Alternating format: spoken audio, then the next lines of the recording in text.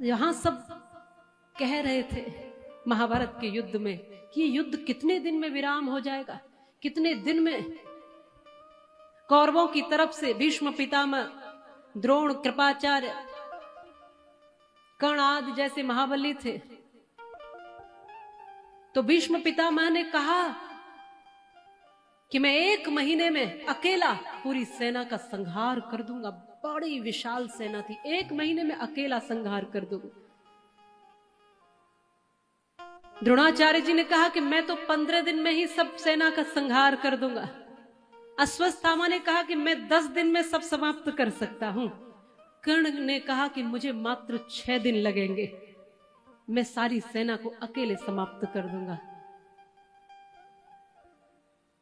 युधिष्ठिर महाराज ने अपनी सेना से पूछा, अपने लोगों से पूछा कि वो तो ऐसा ऐसा कह रहे हैं, अर्जुन तुम बताओ अपनी सेना में भी कोई ऐसा योद्धा है 6 दिन में एक एक व्यक्ति उनकी सेना का, पूरी सेना को समाप्त करने के लिए तैयार है? हमारी सेना में भी कोई महाबली है? कितने कितने दिन में कौन कौन पूरी सेना का संहार कर सकता है? तो अर्जुन ने कहा कि ये कोई बात नहीं हुई योद्धा की। योद्धा केवल युद्ध करता है, वो ये परिणाम की तरफ ध्यान नहीं देता। वो ये नहीं कहता कि मैं कितने दिन में मार दूंगा, मैं बस युद्ध करूंगा। और फिर भी आप पूछते हो महाराज तो मुझे केवल 1 दिन दीजिए, मैं 1 दिन में अकेला पूरी सेना का संहार कर दूंगा। अर्जुन ने कहा। पूरी सेना थी, सब खड़े थे, वहीं बर्बरीक जी भी खड़े थे। उन्होंने कहा कि मुझे 1 दिन की भी जरूरत नहीं है, मैं 1 पल में पूरी सेना का संहार कर दूंगा। 1 पल में।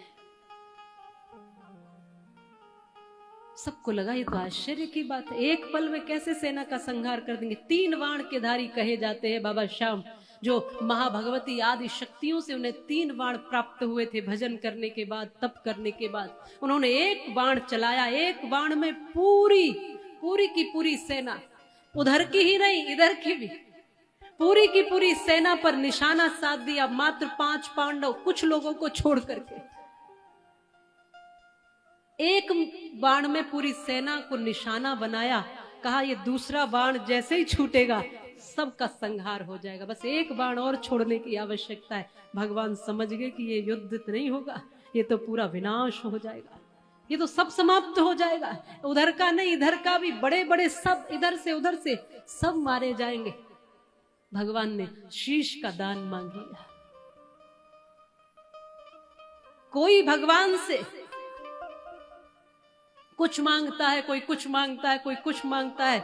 भगवान पहली बार बर्बरीक जी से कहते हैं मुझे तुमसे कुछ चाहिए। और बर्बरीक जी भगवान के परम भक्त थे।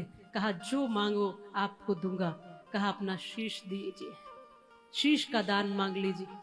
मांग लिया और बर्बरीक जी ने शीश काट कर दान कर दिया।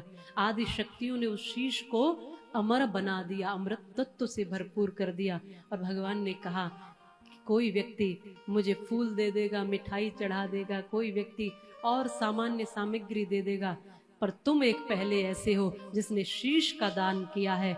आज से मैं तुम्हें तो अपना नाम देता हूं, तुम बर्बरीक नहीं कहे जाओगे, आज से तुम्हें लोग कहेंगे श्याम। बोले श्री खाटू श्याम की। आज से तुम्हें श्याम नाम से पुकारे। मैं अपना नाम देता हूं, अपना नाम देता हूं। नाम भगवान ने अपना किसी को नहीं दिया, एक बाबा श्याम को अपना नाम दिया और कहा कि कलयुग के तुम भगवान कहाए जाओगे। जो भी तुम्हारे द्वार पर आकर मांगेगा उसकी झोली भरोगे तुम। ये मैं तुम्हें आशीर्वाद देता हूं। समस्त आदि शक्तियों ने आशीर्वाद दिया, भगवान श्री कृष्ण ने आशीर्वाद दिया। कहा मेरा एक मन था कि मैं युद्ध देख लूं, तो भगवान ने पहाड़ पर वो शीश रखवाया। इस शीश का कुछ भी नहीं बिगड़ेगा। धड़ को तो वहीं विलीन कर दिया, लेकिन शीश का कुछ नहीं बिगड़ा। और पूरा महाभारत देखा था बाबा श्याम ने। और जब महाभारत का युद्ध पूरा हुआ, युद्ध हो चुका, तब सब अपने अपने आप में सोचते थे कि हमने बड़ी अच्छी लड़ाई लड़ी। अर्जुन भी अपने आप में है कि मैंने युद्ध बहुत अच्छा किया। भीम भी कहते मैंने युद्ध बहुत अच्छा किया। युद्ध तो सबने बहुत अच्छा किया था। तो ऐसा होता है कि बाद में मैन ऑफ द मैच किसको बनाया जाए? कौन है जो एक व्यक्ति चुना जाए कि हाँ ये व्यक्ति है जिसकी भूमिका सबसे ज्यादा इस युद्ध में रही। तो निर्णय हुआ कि अर्जुन या भीम। अब इन दोनों में से कोई निर्णय नहीं कर पा रहा है, अर्जुन या भीम। तो सबने कहा कि जाके उनसे पूछ लीजिए। बर्बरीक जी ने बिल्कुल निरीक्षण किया है, सब कुछ देखा है। सब जाकर पूछते हैं कि इस युद्ध का कौन होगा मुखिया, श्रेय किसको जाना चाहिए युद्ध की विजय का, अर्जुन को या भीम को। कैसा युद्ध किया बताओ पुत्र हमने। बर्बरीक जी कहते हैं तुमने युद्ध कहां किया किसी, मुझे तो कोई युद्ध करता दिखाई नहीं दिया। तो युद्ध किसने किया? बोले जब अर्जुन लड़ रहे थे तो उनसे आगे आगे श्री कृष्ण का सुदर्शन चल रहा था, जब भीम लड़ रहे थे तो सुदर्शन चल रहा था, कोई भी जब लड़ रहा था तो श्री कृष्ण का सुदर्शन दिखाई दे रहा था, सबके आगे कृष्ण थे।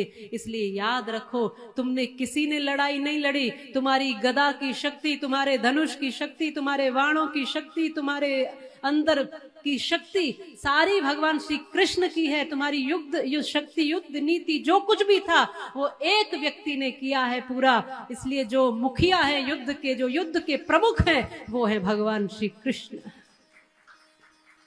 अपने आप में क्यों अकड़ रहे? सबका अभिमान थोड़ा